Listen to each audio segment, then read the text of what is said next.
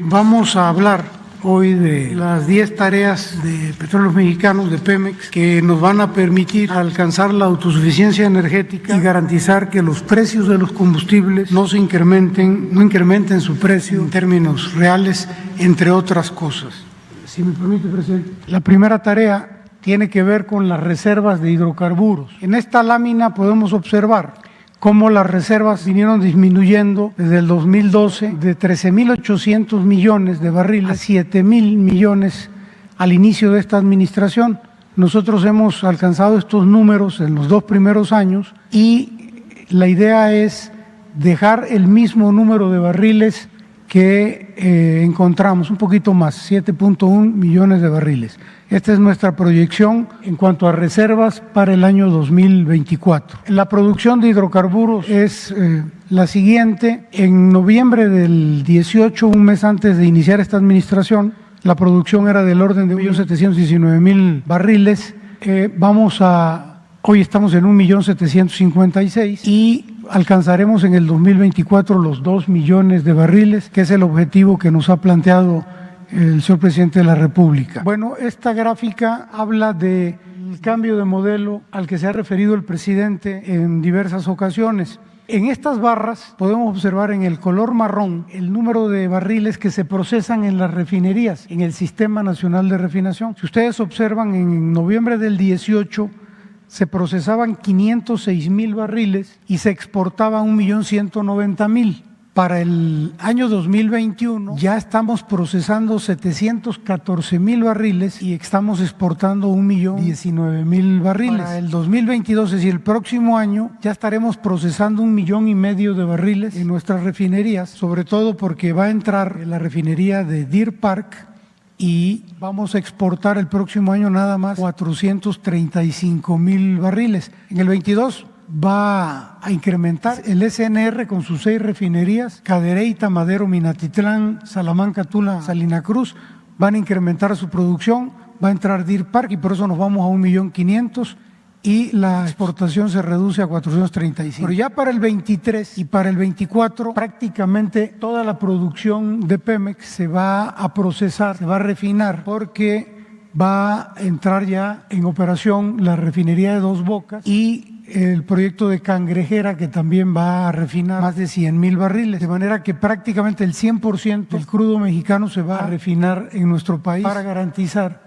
el abasto de combustible. Esta gráfica lo único que pretende es manifestar los volúmenes del SNR, de Dos Bocas y de Deer Park, es cómo se distribuiría el crudo mexicano. Esta es la planeación con la que se ha trabajado para cambiar la política energética del país y transformar y procesar nuestro crudo. Son las 6 refinerías que actualmente se tienen y se integra lo que es Dos Bocas, un tren de aromáticos de Cangrejera, incluimos ya lo que es la refinería de Deer Park. En la planeación de este proyecto ya se consideró cuánto crudo maya se necesita de acuerdo a la propia tecnología de cada refinería, cuánto crudo istmo se necesita de acuerdo también a la especificación para procesar un promedio de 2 millones de barriles. De hecho, podríamos en un futuro aumentar un poco más, pero con 2 millones, que es la sustentabilidad de la exploración y explotación, estaríamos produciendo y obteniendo 858.000 barriles de gasolina, 542.000 barriles de diésel y vamos a dejar todo el Sistema Nacional de Refinación a un 86% de su utilización. Cuando llegamos en 1 de diciembre del 2018, encontramos la utilización al 32%. Hoy estamos cerrando este año casi al 50% de utilización del Sistema Nacional de Refinación y para el 2024 estaremos dejando la utilización al 86% y con esto estaremos cumpliendo el autoabastecimiento en México. Mes por mes se va planeando porque ustedes saben que a veces una refinería entra en operación o entra en rehabilitación y baja el proceso mientras a otra refinería se le aumenta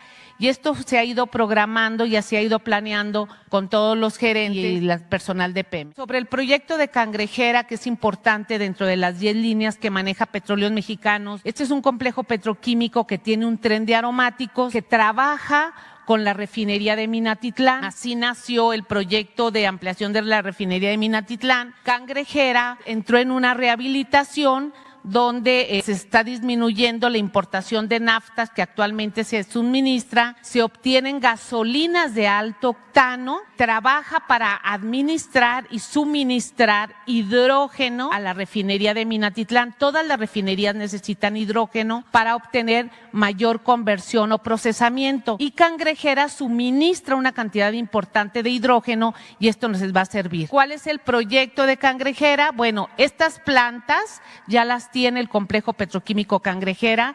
Entró Petróleos Mexicanos ya en una etapa de rehabilitación porque también no tenían un mantenimiento adecuado, y ya sobre esto está trabajando el personal de Petróleos Mexicanos.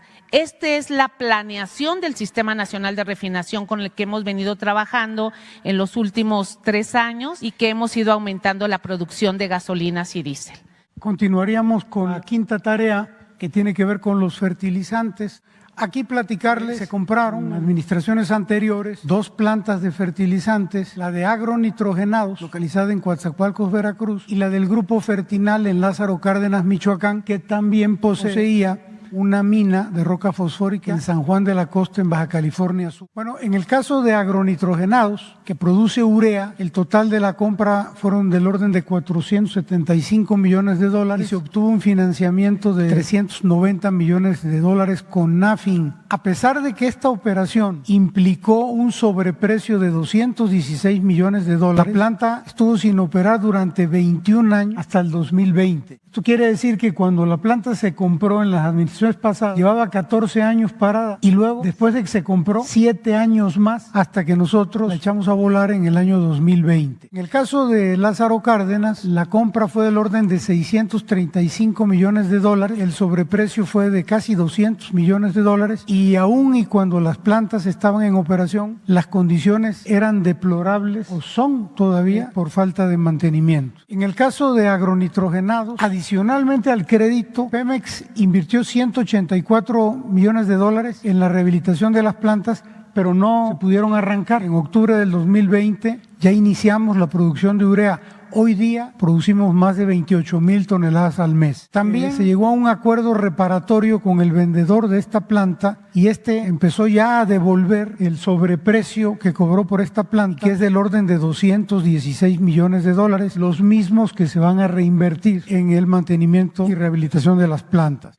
En cuanto a Fertinal, se están haciendo los diagnósticos técnicos para rehabilitar su infraestructura. Hoy día estamos produciendo 65,000 toneladas mensuales de fertilizantes fosfóricos. Entonces, bueno, con esto, por instrucciones del presidente, estamos suministrando ya un gran porcentaje del programa de entrega de fertilizantes. El objetivo es entregar el 100% del requerimiento de este programa para el 2024. Nada más decirles que entre marzo del 20 y noviembre del 21 hemos entregado más de 353,000 toneladas en Guerrero, Morelos, Puebla y Tlaxcala. En el 2021 ya entregamos el 45% de la urea y el 32% de los fertilizantes fosfatados con producción nacional. A partir del próximo año vamos a invertir $300 millones, de los cuales, como ya dijimos, 216 provienen de la devolución del sobreprecio de las plantas y 84 millones de una capitalización que autorizó el presidente de la República. Esto va a generar que vamos a operar en condiciones más seguras y confiables, que vamos a reducir las importaciones de materia prima y fertilizantes, y que Pemex va a pasar de aportar del 24 al 49% de la demanda nacional de fertilizantes. En esta gráfica se ve lo que acabo de señalar. En el 2024 ya vamos a estar suministrando el 49% de la demanda nacional del país. Bueno, estas son algunas gráficas que nos muestran las condiciones en las que estaban y que aún se encuentran, y por eso viene la inversión en estas plantas en las que se compraron. Son las plantas de sulfúrico en Fertinal. Las plantas de fosfórico, pueden ustedes observar en qué condiciones están. Las plantas de ácido nítrico y nitrato de amonio, y las calderas de generación de vapor, las torres de tratamiento de agua y recuperación de condensados. Estas son las condiciones en las que se adquirió esta planta de fertilizantes. Estos son los almacenes y los sistemas de bandas. La tarea número 6 tiene que ver con los centros procesadores de gas. Bueno, aquí señalamos que a partir del próximo año y hasta el 24 vamos a aumentar en Pemex la producción de gas húmedo. Para procesar este gas en los complejos de Nuevo Pemex y Cactus vamos a realizar varias acciones. Primero, la atención a los riesgos críticos. Vamos a dar los mantenimientos y la rehabilitación de las plantas para aumentar la capacidad de proceso que hoy tienen, y básicamente los beneficios que vamos a obtener son los incrementos de gas seco, de gas LP, de etano y de naftas. De manera que aquí se observa este incremento en la gráfica, y de una capacidad de proceso que hoy tenemos de 1.700 millones, 50 millones, vamos a llegar a 2.830 millones y nos va a tener capacidad de sobra para el 2024. Hablando de gas, queremos también comentar con ustedes un proyecto que se denominó o se denomina Campo Lakach y que fue suspendido en la administración pasada en el 2016. Es un proyecto de explotación de gas natural no asociado. Está ubicado en aguas profundas a 98 kilómetros del puerto de Veracruz, a 60 kilómetros de la estación de compresión del Lerdo de Tejada. Bueno, este Campo Lakach es un yacimiento de gas no asociado en aguas profundas. Estamos hablando de 1.200 metros de tirante de agua en el Golfo. Aquí se perforaron 8 pozos en 2006 con la intención de recuperar 938,000 millones de pies cúbicos de gas para una producción estimada de 400 millones de pies cúbicos diarios. En 2016 se suspendió el proyecto por falta de recursos o por alguna otra razón, pero ya se habían invertido, y esto es lo relevante, casi 1.400 millones de dólares, y esta suspensión desde 2016 le implica un costo a Petróleos Mexicanos, es decir, al país, de cerca de $900,000 cada mes por concepto de renta de equipos que todavía se encuentran en distintos países del mundo. Lakach fue el único proyecto de aguas profundas en donde se perforaron pozos. Dado los costos de extracción del gas, este proyecto no resultó rentable, no es rentable. Las alternativas que tenemos son perder los 1.300 millones de dólares que se enterraron en estos pozos o continuar con el proyecto con participación de la iniciativa privada. Ya se hizo un análisis y hemos concluido que con una inversión adicional de 1.459 millones de dólares por parte de privados, una asociación con privados, Pemex podría recuperar casi 1.200 millones de dólares, disminuyendo la pérdida a tan solo 253 millones de dólares. La conclusión es de que no vamos a alcanzar a recuperar el total de lo que se invirtió, pero sí la gran mayoría. Y este es como uno de los pendientes que todavía nos quedan, que heredamos de las administraciones pasadas, y este es un reflejo de lo que fue la reforma energética y de lo que fue el famoso tesoro en el fondo del Golfo de México, ¿no? El tesoro de las aguas profundas, un verdadero fracaso. Bien, la tarea número 7 tiene que ver con la recuperación del mercado de combustibles.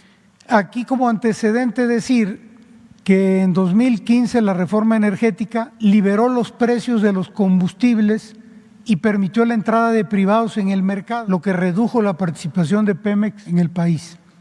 Las empresas privadas se apropiaron de las estaciones de servicio de Pemex, lo que trajo como consecuencia que pasáramos de tener más de 12,000 estaciones de servicio a poco más de 7,000 hoy día. Aquí hay que recordar que en la reforma energética se hablaba de que se iba a duplicar el número de estaciones de servicio, que si habían 12,500 iban a haber 25,000, porque los privados iban a invertir.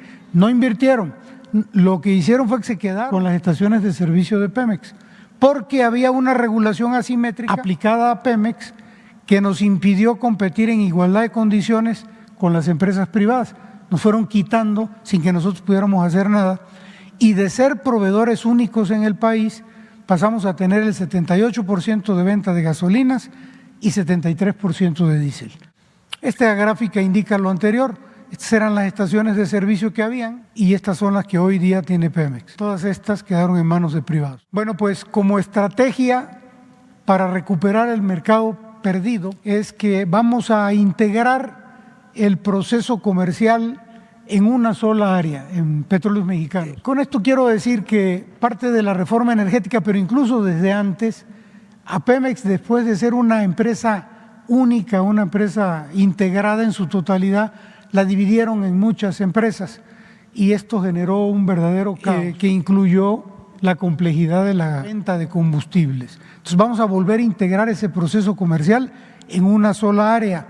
Por ello, el pasado 29 de noviembre se aprobó ya la creación de una empresa filial que fortalecerá las actividades de comercialización de Pemex y que hará más ágil la toma de decisiones. Hoy, dado que hay varias empresas involucradas en la comercialización, ponerse de acuerdo es complicado. Esta empresa va a concentrar todas las actividades de comercialización de productos petrolíferos, gas y petroquímicos en virtud del impacto que tienen las ventas de estos productos sobre los ingresos de Petróleos Mexicanos. Decir que hoy día ya la venta de gasolinas, gas en Pemex significa más de la mitad de sus ingresos. Por eso esto es tan importante. Gas Bienestar, esta también es una tarea que nos encomendó el presidente de la República y decirles que en el país hay 15.4 millones de familias que consumen gas LP en cilindros, son las familias con menos ingresos económicos. Hay 7 grupos empresariales gaseros que concentran el 60% del mercado de gas LP. Y bueno, Gas Bienestar nace con la finalidad de entregar cilindros nuevos o rehabilitados, kilos de a kilo, gas de mayor calidad y el precio más bajo. Ya arrancamos en la Ciudad de México, actualmente hemos entregado cilindros nuevos, hemos tomado a cambio cilindros usados, estos los rehabilitamos cuando se puede, los dejamos en condiciones prácticamente de nuevos y los que no tienen remedio los chatarrizamos para sacarlos del mercado. Aproximadamente el 60% de los cilindros que hoy intercambiamos se tienen que chatarrizar porque están en condiciones muy deplorables. Hablando del precio del gas en cilindros, del gas LP, decir que el precio depende del precio internacional, del precio de referencia internacional, y este puede subir o bajar dependiendo de las condiciones del mercado. ¿Qué sí ha ocurrido? Que en los últimos años ha habido un abuso por parte de los distribuidores de gas porque han incrementado sus precios desproporcionadamente. Sí es cierto que el precio fluctúa, pero ellos han incrementado de manera desproporcionada, han incumplido en el rezago de cilindros. Hay muchísimo cilindro que está en condiciones de inseguridad en los hogares de muchas familias. No se entregan los cilindros llenos, no dan kilos de a kilo y el gas que entregan tiene un bajo poder calorífico, lo que trae como consecuencia que dura menos días ese cilindro. Esta gráfica es muy interesante porque muestra la entrada al mercado de Gas Bienestar. Esta línea de aquí son los precios máximos que el presidente de la República instruyó que se pusieran en el país para evitar los abusos. La CRE cada semana marca el precio tope, el precio máximo de los cilindros de 20 kilos, en este caso, y digamos que la semana que salió Gas Bienestar, el precio máximo era 448 pesos, Gas Bienestar salió en 400. A medida que han transcurrido los meses y que ha habido crisis en tema de gas, el precio ha ido subiendo semana con semana hasta llegar a octubre y noviembre, donde se mantuvo sobre los 490 pesos el cilindro, pero ya empezó a bajar. Y esto lo observamos en la semana del 2 al 8 de, perdón, este va a ser el precio de la semana del 2 al 8 de enero, pero ya en esta semana del 19 al 25 de diciembre ya estamos por debajo del precio de los 400 pesos con los que salimos inicialmente. Es decir, realmente es un verdadero apoyo para las familias más pobres del país. La siguiente tarea son los riesgos críticos. Riesgos críticos son aquellos que pueden ocasionar consecuencias graves o catastróficas dentro de la empresa, que incluso pueden afectar al personal, a la población o al medio ambiente. La falta de inversión en el mantenimiento de equipos en las anteriores administraciones durante muchos años ocasionó un rezago en la atención de estos riesgos.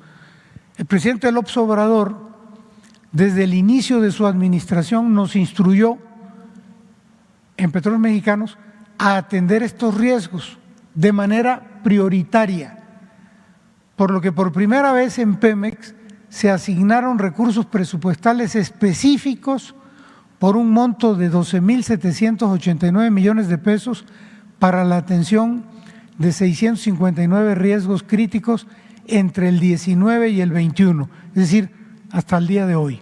La que sigue, por favor. Aquí podemos ver algunas imágenes de cómo estaban las instalaciones, cómo están ahora. La que sigue, por favor. Muy bien. Para los próximos años, es decir, 22, 23 y 24, se tiene un programa de atención de más de 1,000 riesgos críticos de seguridad que ya están identificados y validados. Adicionalmente a estos, y por primera vez en Pemex, también los riesgos ambientales se están considerando como riesgos críticos y se les está dando prioridad para los próximos 3 años.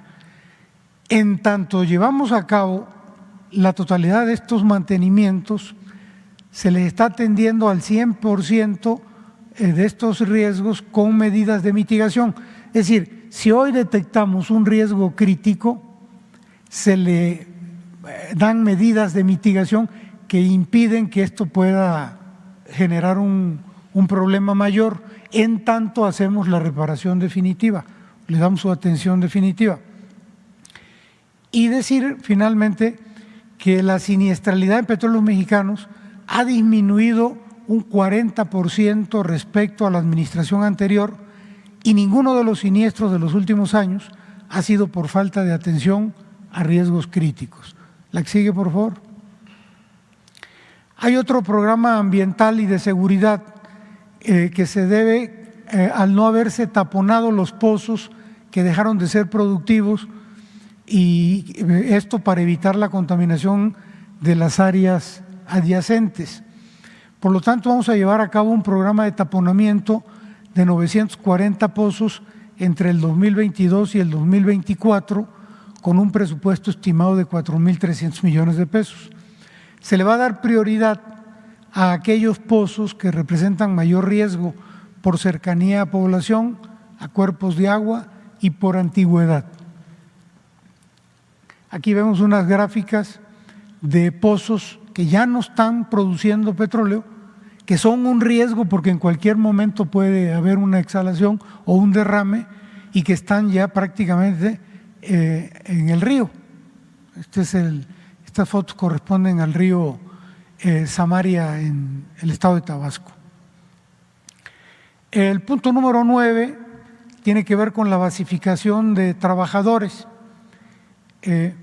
Actualmente en Pemex hay plazas vacantes y se generan jubilaciones, ambas más los ascensos escalofonarios que se van dando entre el personal nos arrojan un estimado de basificación de 17,000 trabajadores transitorios.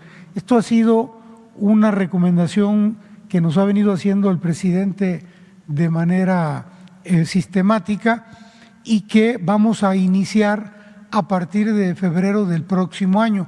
Estaríamos hablando de basificar 17,000 plantas transitorios hasta el 2024. ¿Por qué a partir de febrero del 22? Bueno, porque vamos a librar la elección sindical para que no haya ninguna interferencia. La que sigue, por favor.